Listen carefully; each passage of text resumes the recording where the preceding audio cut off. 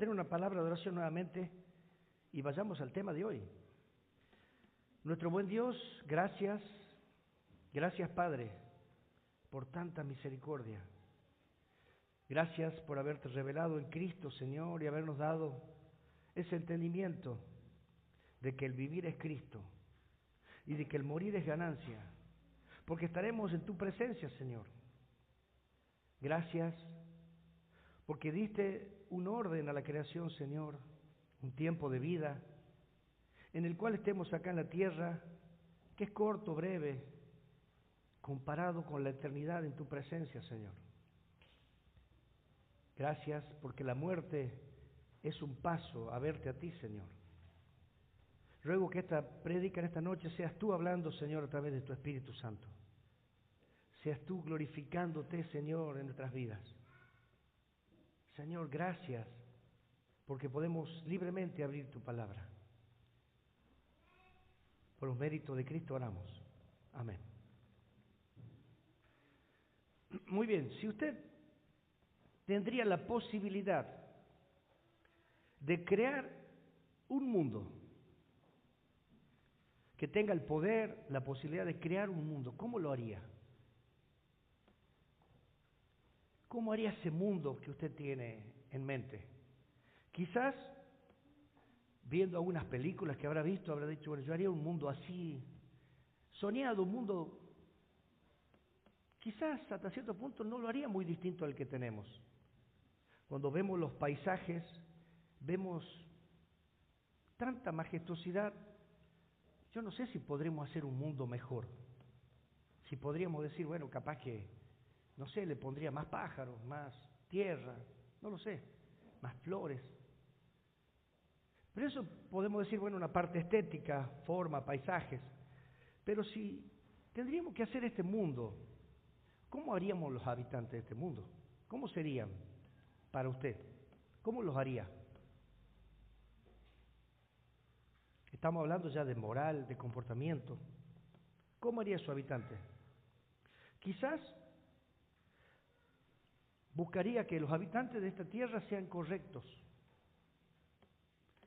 que sean amables, justos, equitativos, que sean ordenados. Y más, si usted es de esa manera, usted con más razón. Una casa limpia, que usted tiene su casa limpia, usted quisiera que el barrio sea limpio, que la ciudad sea limpia, que el mundo sea limpio. Y si usted es ordenado, quisiera que, y vamos viendo cómo haría nuestro mundo, y a base de lo que uno es. Alguno podría decir, bueno, yo quisiera que mi mundo esté todo tirado, desparramado, todo sucio. Bueno, ese mundo está hablando de quién es usted. Porque justamente querer tener todo desordenado es porque usted no es ordenado. Pero acá estamos hablando de un mundo que yo haría. Y lo haría a mi manera. Pero quizás teniendo estas virtudes podría decir, bueno, yo haría un mundo, y me digo la verdad, que haría quizá el mismo mundo que está hecho. Y si tuviera hijos, ¿cómo quisiera que sean esos hijos que va a poner en ese mundo? Gracias, José.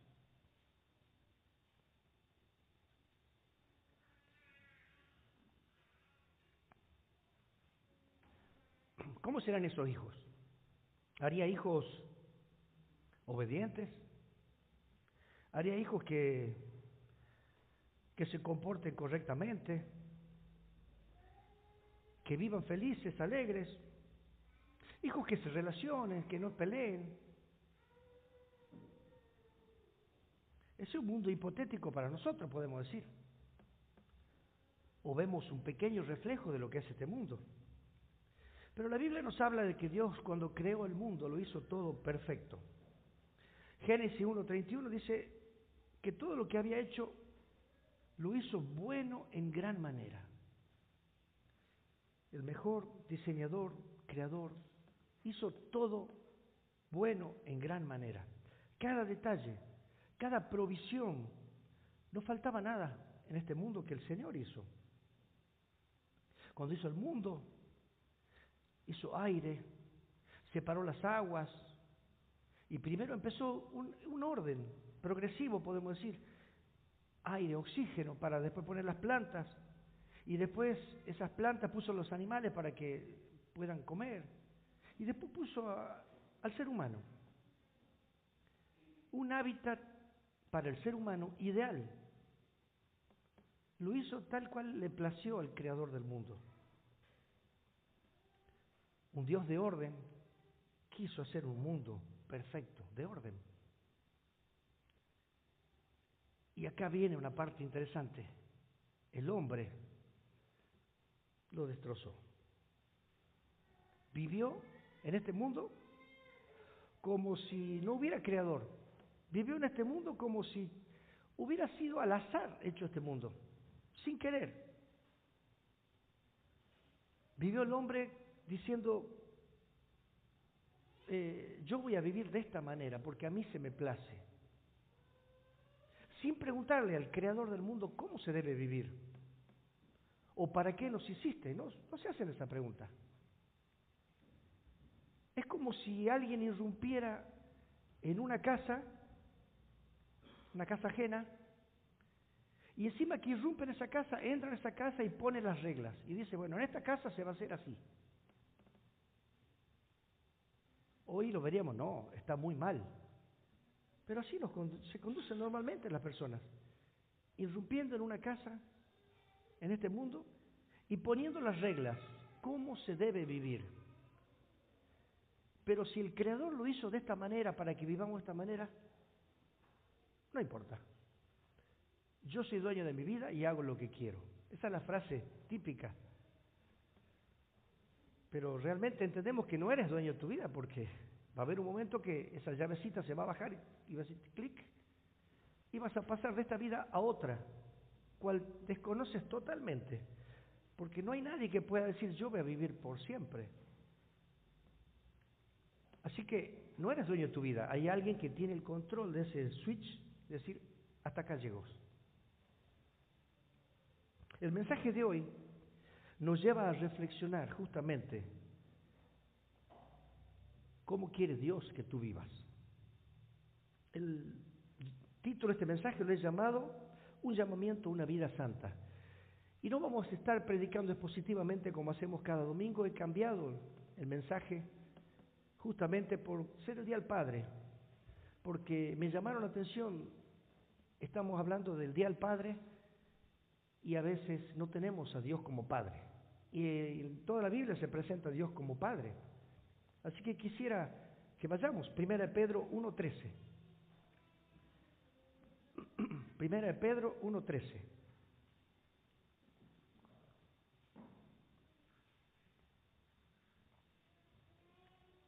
¿Lo tenemos? Dice así la palabra. Por tanto, ceñid los lomos de vuestro entendimiento. Sed sobrios y esperad por completo en la gracia que os traerá cuando Jesucristo sea manifestado. Como hijos obedientes, no os conforméis a los deseos que antes teníais estando en vuestra ignorancia, sino como aquel que os llamó es santo, sed también vosotros santos en toda vuestra manera de vivir. Porque escrito está, sed santos porque yo soy santo. Y si invocáis por Padre aquel a que sin acepción de personas juzga según la obra de cada uno, conducíos en temor todo el tiempo de vuestra peregrinación. Hasta aquí nomás la palabra. Y mi primero de los 3 encabezados le he llamado actuar con inteligencia. Pedro está haciendo un llamamiento. Y hace un llamamiento a una vida santa. Porque Pedro dice, hemos sido comprados, hemos sido rescatados para vivir vidas santas. Efesios 2:10 dice, porque somos hechura suya, creado en Cristo Jesús para buenas obras, las cuales Dios preparó de antemano para que anduviésemos en ellas. Este texto tan claro nos dice, somos hechura suya, somos creados por el Señor, creados en Cristo Jesús. Cristo Jesús nos creó. ¿Y para qué? Para que andemos en buenas obras. Y no solamente eso, sino que esas obras que quieres que andemos, ya fueron preparadas desde antes, de antemano, dice. O sea, de que antes de que usted venga a este mundo, el Señor ya había dicho cuáles son las obras que quiere que usted ande. Creados para buenas obras. O sea que ya tenemos un principio. No fuimos creados para nosotros decir qué hacer. No nos creó este Supremo para que nosotros opinemos y digamos, bueno, esta es la manera de conducirnos. El apóstol Pedro en esta cita nos dice, ceñid los lomos de vuestro entendimiento. Cuando hablamos de esa palabra, se refiere a una metáfora.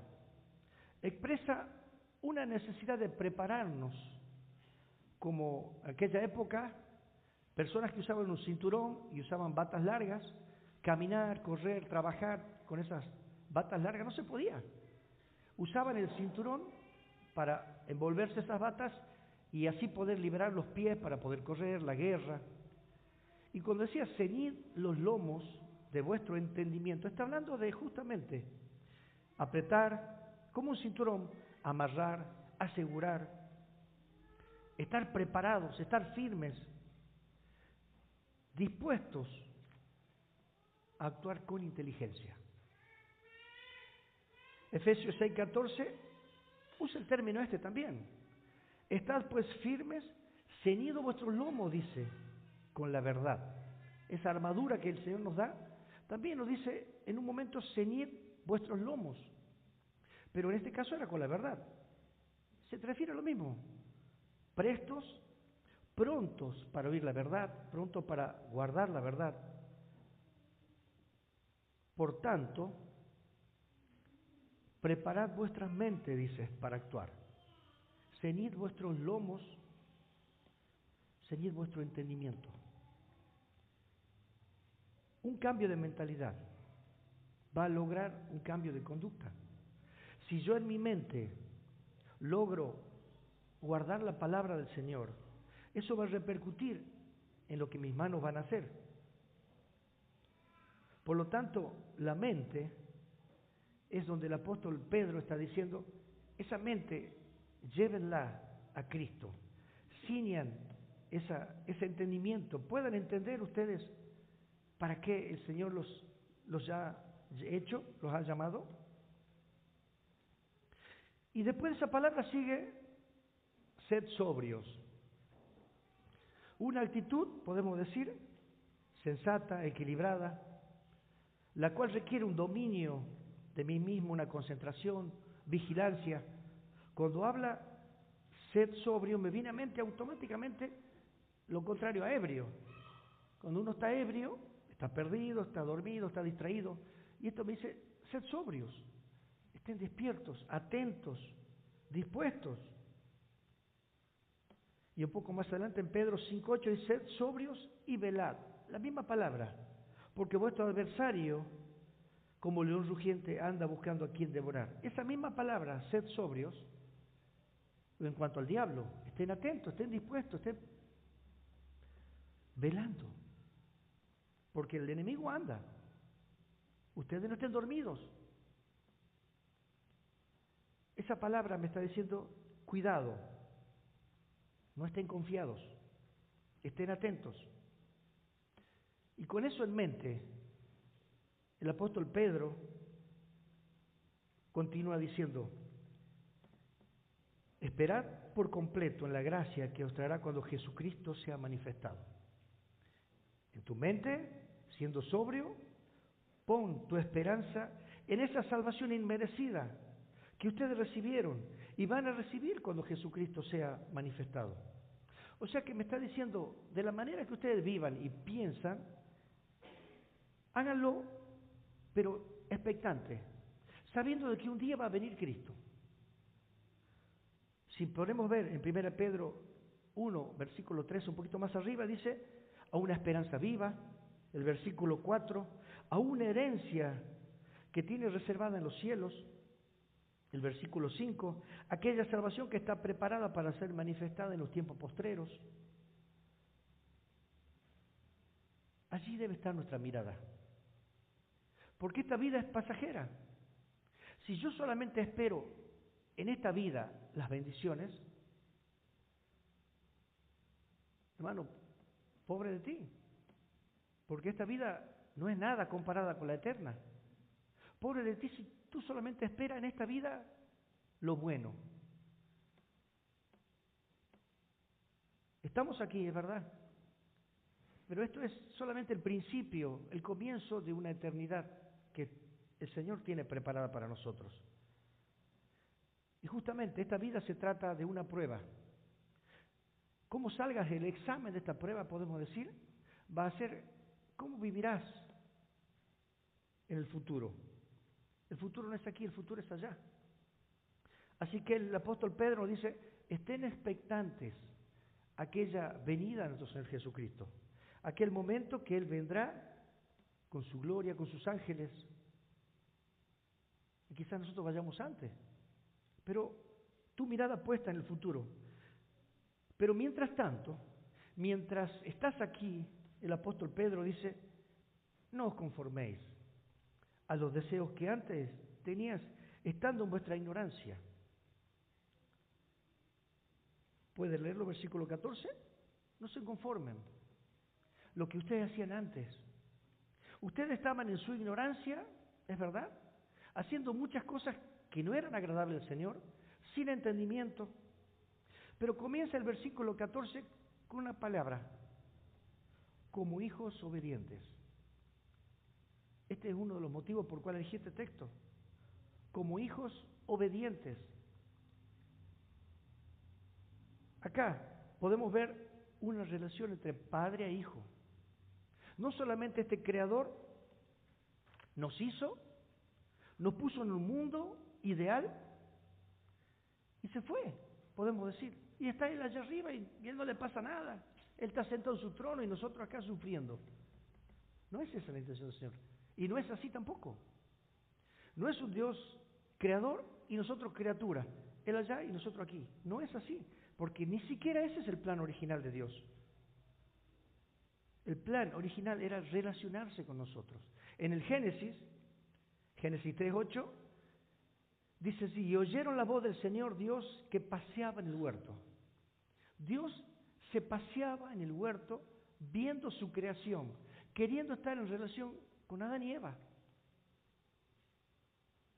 Ese es el plan del Señor, relacionarse con su creación, con nosotros. El plan nunca fue crearnos y dejarnos a la buena y luego juzgarnos y castigarnos porque hicieron todas las cosas mal. No es ese el plan de Dios. Él quería tener con nosotros una relación de padre a hijo.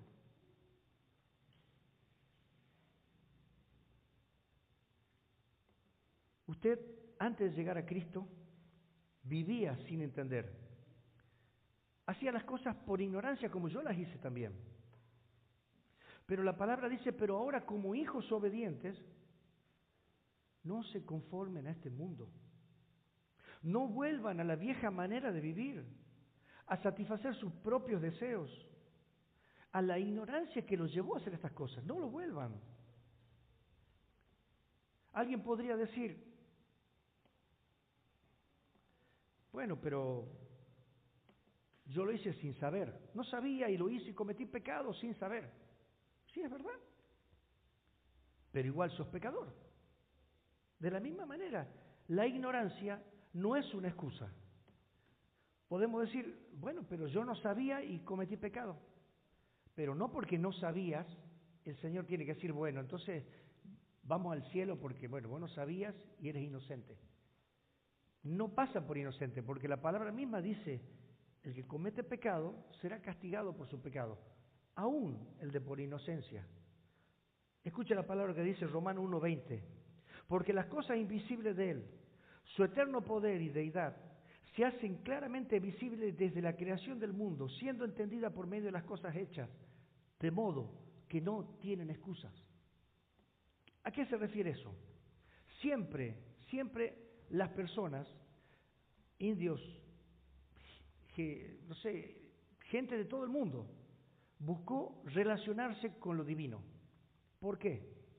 Porque hay algo dentro de ellos que entiende de que hay un ser supremo, como usted sabe, como usted lo tiene clarísimo. Este texto dice las cosas invisibles de Él, las que no vemos. Sabemos que está Dios, pero no vemos, no creemos que no existe, porque si no lo veo, no creo. Su eterno poder y su deidad, ese eterno poder, se hacen claramente visibles, dice. Se hacen, usted la puede ver. ¿Pero cómo? En la creación del mundo. Siendo entendida por medio de las cosas hechas. Aquellas cosas que usted ve que plasmó el Señor en este mundo, hay un creador atrás de eso. Alguien las hizo. Si yo le presento a usted un instrumento tecnológico acá, tan tecnológico que le digo es impresionante, mira que usted me creerá si yo le digo se hizo solo. ¿Usted qué me va a decir? Nada. No, el Big Bang lo hizo, 2 chispazos y se hizo.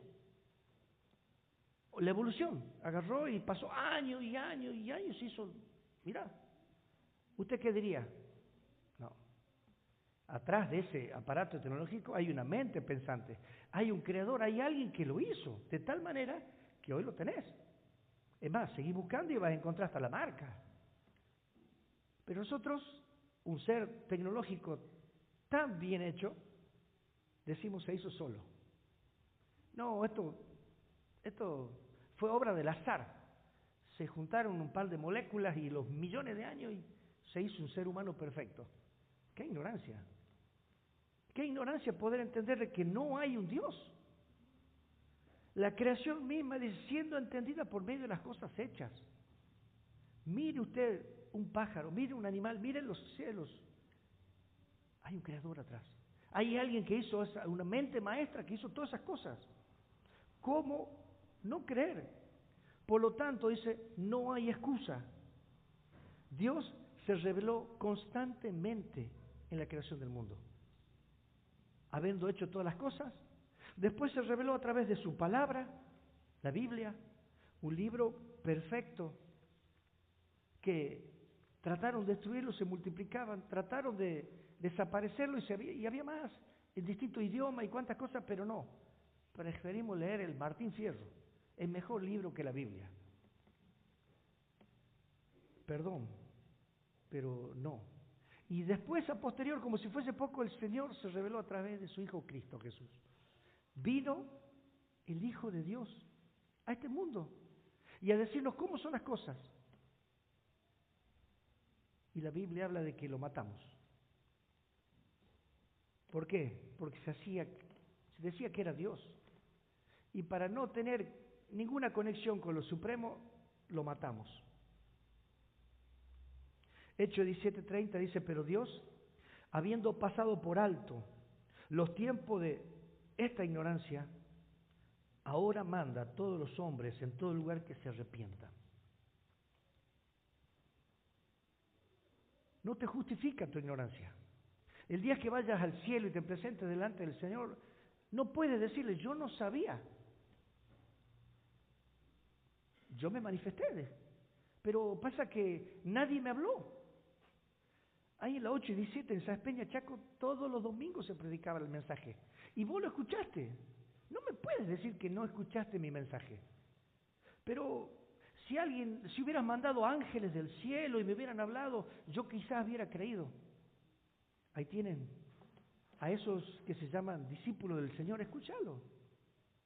Ellos te presentan el mensaje que yo les dije que hable. Pero no quisieron escucharlo a ellos tampoco. Preferían estar en otro lugar. Un partido, familiares, cuántas cosas más. Pero ese tiempo de ignorancia ya pasó.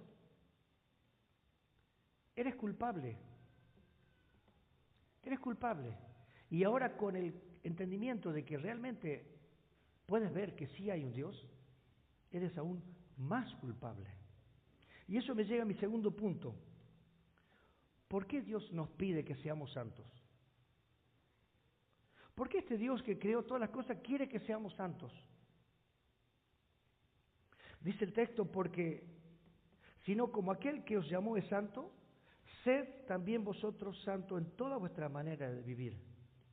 Porque escrito está, sed santos porque yo soy santo. Este Dios, como creador, nos llama a ser santos. Nos llama y nos da el por qué quiere Él que nosotros seamos santos. Su respuesta es: ustedes sean santos porque yo soy santo. Ese lugar, el cielo, el lugar donde el Señor tiene preparado para aquellos hijos, es el lugar donde allá no hay mentira, allá no hay pecado, allá no hay odio, allá no hay avaricia, no hay violencia. Ese lugar es donde habita el Señor. Y ese lugar es donde Él quiere llevarnos a nosotros. ¿Usted podría ir a ese lugar? ¿Usted podría entrar en su casa, quizás con los pies sucios, quizás todo manchado, y decir: bueno, quiero vivir con vos? Estamos hablando de un Dios de orden, de paz. Podríamos decir: no es compatible. Pero veamos la palabra santo. ¿Qué quiere decir la palabra santo? Santo quiere decir apartado, separado del pecado y de todo mal. Tenemos un Dios que dice la palabra que es 3 veces santo. Es santos, y si hubiera un montón de santos, Él es más santo que todos los montones de santos. Pero Él es 3 veces santo, Él es más santo de que los montones de santos, y Él es 3 veces santo. Llega al punto de que la santidad del Señor es extrema. Y mi pecado también es extremo. ¿Cómo podemos vivir con un Dios 3 veces santo, apartado del pecado, apartado del mal? 1 Juan 1:5 dice: Dios es luz y ninguna tinieblas hay en Él. Él es santo. No hay tinieblas en Él. ¿Cómo puedes habitar con Él? Él manda que sean santos, que se separen del pecado. Ese es su mandato del Señor. La santidad es cuando los creyentes ya no se conforman a los deseos que antes tenían. Hablando de este texto, porque habla: no se conformen a los deseos que antes tenían, sino sed santos. No hagan ese molde como lo hacían antes. Sepárense del pecado.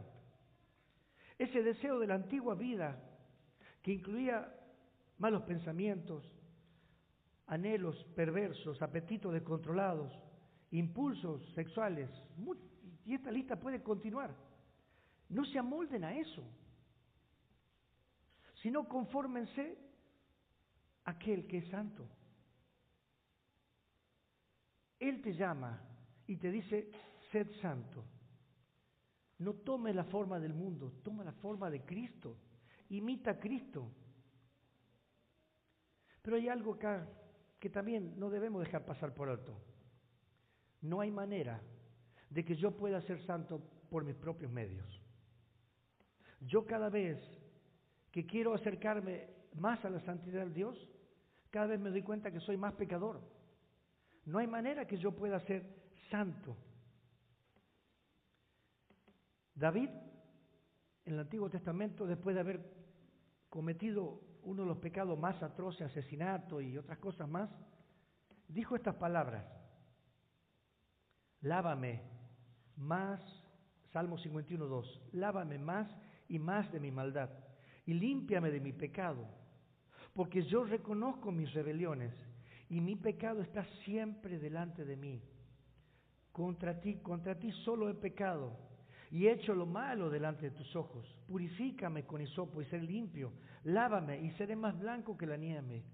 Hazme oír gozo y alegría, y se recrearán los huesos que has abatido. Hermano, esta es una oración que hizo el rey David. Una oración pidiéndole piedad al Señor conforme a sus misericordias.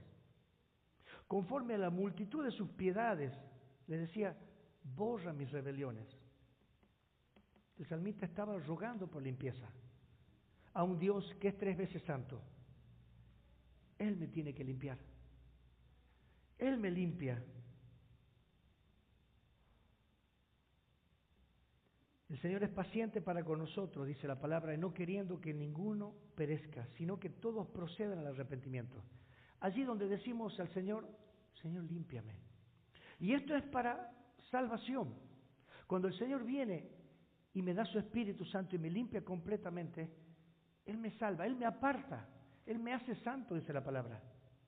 Pero a partir de ahí comienza un camino para el cristiano, para aquel que tiene el Espíritu Santo, de santificación. Y eso vamos a mi tercer punto. Rendiremos cuentas a Dios, pero no como Padre, sino como un juez.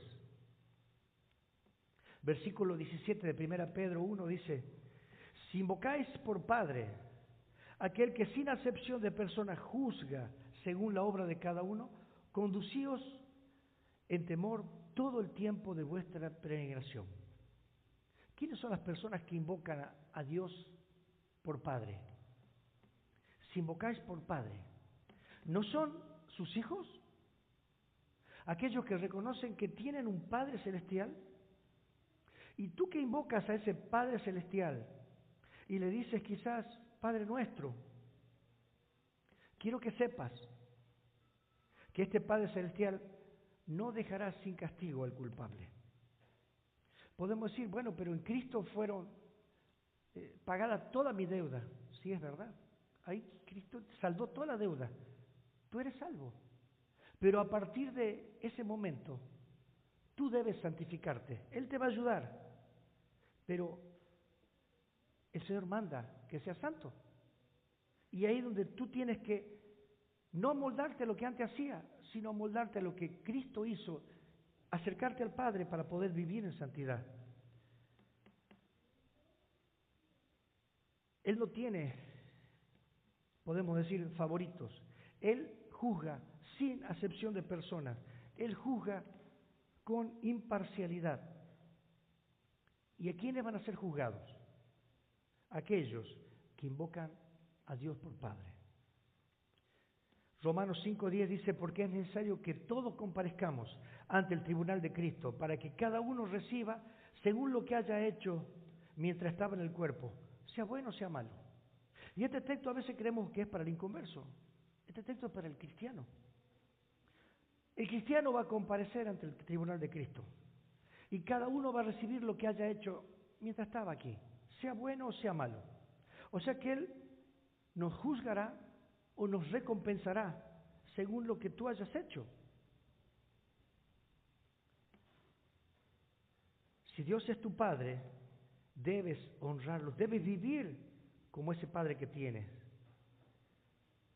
Hónrale en todo lo que hagas, todos los días de tu vida. Porque ese Padre que te rescató, Él quiere llevarte un día a que vivas con Él. Cada uno de nosotros dará cuenta el día de mañana de lo que hizo, sea bueno o sea malo.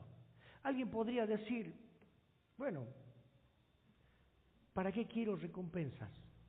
Solamente con ver a Cristo me es suficiente. ¿Para qué esas recompensas si al fin y al cabo la recompensa más grande la tengo? Estar en el cielo con Cristo.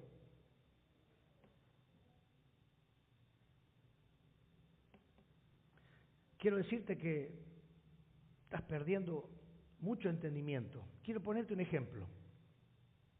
Un niño que juega al fútbol y es muy buen jugador de fútbol y adquirió muchos trofeos en su vida, esperando el trofeo, que llegue ese trofeo que un campeonato extremo. La cuestión de que logró ese trofeo, ganó ese trofeo y lo puso en su repisa. Y el chico llegó a obtener ese premio tan anhelado por él. Ahora, el valor de ese trofeo, valor intrínseco de ese trofeo, quizás muy poco, es hecho con lata y una insignia arriba que dice campeón del mundo. ¿Tendrá tanto valor intrínseco ese trofeo como comparado con lo que significa haberlo ganado? Yo creo que no, ¿no? Porque ese trofeo muestra de lo que realmente hizo. logramos la Copa América, logramos, ahí está el trofeo, pero qué valioso que el trofeo. No, sí, el valor propio no tiene, pero ese trofeo me muestra de lo que logré hacer yo, lo que gané. Así que por lo tanto, podemos entender que la recompensa es un honor que vamos a obtener en el cielo. Y será muy valioso para nosotros, porque nos lleva a ver las cicatrices que significó nuestra relación con Dios. Ese trofeo me muestra cuán cerca yo estuve del Señor acá en la tierra. Ese trofeo me hace ver las aflicciones que tuvo Cristo acá en la tierra y cuánto yo contribuí con esas aflicciones, como dice Colosenses 1:24. No porque Cristo no era suficiente, sino porque yo soy un imitador de Cristo. Yo sufrí por Cristo, yo me privé por Cristo. Hermanos, ese es un honor, ese es un trofeo que el día de mañana vas a recibir. Deuteronomio 16:6 dice: ninguno se presentará delante de mí con las manos vacías. El Señor dio dones, dio tierras, y el Señor mismo ordena: ninguno se presentará delante de mí con las manos vacías. Una pregunta: cuando tú te presentes delante del Señor, ¿cómo estarán tus manos? ¿Estarán cargadas de servicio al Señor? ¿Estarán cargadas de obediencia al Señor? ¿Cuál será tu presente? Él te dio un talento, ¿cuánto le vas a devolver? ¿Un talento? ¿Le dirás, lo guardé porque sabías? ¿O dirás, no, Señor, yo lo multipliqué, lo quintupliqué? Acá está, Señor, todo lo que me diste. Yo te serví. Yo no te negué, Señor. Yo te busqué. Yo me humillé. Cuando me ponían una mejilla, yo le ponía la otra. Señor, yo busqué agradarte. Yo fui un ejemplo de hijo allá en la tierra, porque tú eres mi Padre. O podrás decir, bueno, yo ya sabía que Cristo me había perdonado, entonces como ya me perdonó, listo, yo ya sabía que tenía la entrada al cielo, entonces viví como uno más, como no hacía falta, con tal, la entrada al cielo ya estaba. Hasta le diría, duda si realmente la tienes. Las recompensas en el cielo glorifican a Dios. Esas recompensas nos brindan alegría, nos brindan paz, admiración, mientras consideras la obra que hizo Cristo por ti, por nosotros. Y termina este texto diciendo: conducíos en temor todo el tiempo de vuestra peregrinación. Para un no creyente, conducirse con temor es saber que habrá un juicio, que en ese juicio no es que se va a dictar la sentencia ya está dictada, eres culpable. Esa es la sentencia que está dictada para un no creyente, pero no porque lo digo yo, porque la Biblia misma lo dice, ya fueron juzgados, porque la vida eterna no empieza a partir de que morimos, la vida eterna empieza a partir de que Cristo está en nosotros, a partir de que tenemos el Espíritu Santo en nosotros. Así que para el no creyente, ese temor de Dios es un juicio de condenación, de muerte eterna, la separación eterna de Dios. Pero tanto para el creyente, el temor de Dios es algo muy diferente. El temor de Dios es un temor reverencial. Reconocerlo en todos sus caminos y entender que el fin principal del hombre es glorificarlo y gozar de Él para siempre. Ese es nuestro primer punto de la confesión. Vivir para la gloria de Dios y disfrutar de su presencia eternamente. Quiero ir terminando. Este mundo ideal, ¿cómo lo quieres vivir? ¿De qué manera lo quieres vivir? ¿A la manera de Dios o a la manera tuya?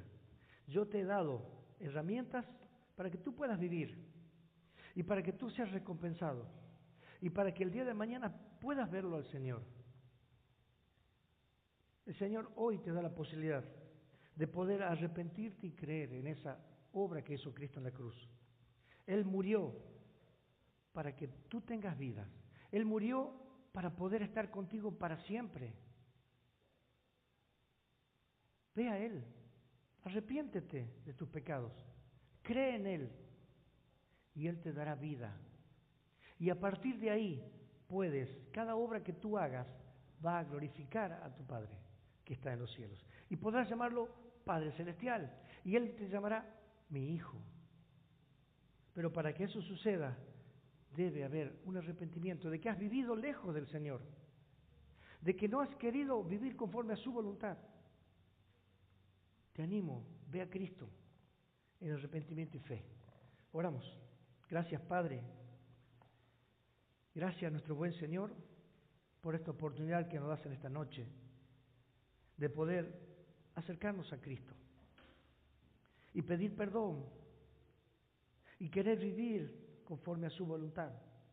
Ayúdanos a serte fieles, ayúdanos a poder ver un poco más allá, que nuestro entendimiento, Señor, esté libre de tal manera que tengamos esa fe que nos hace ver a Cristo y saber de que un día vas a venir a buscarnos y a llevarnos, pero allí irán, Señor, aquellas personas que han rendido su vida a ti, aquellas personas que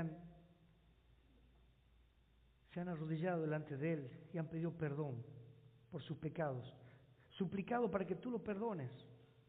Allí estarán, Señor. Alabado seas, Padre, por esta oportunidad que nos das en esta noche. Por los méritos de Cristo oramos. Amén.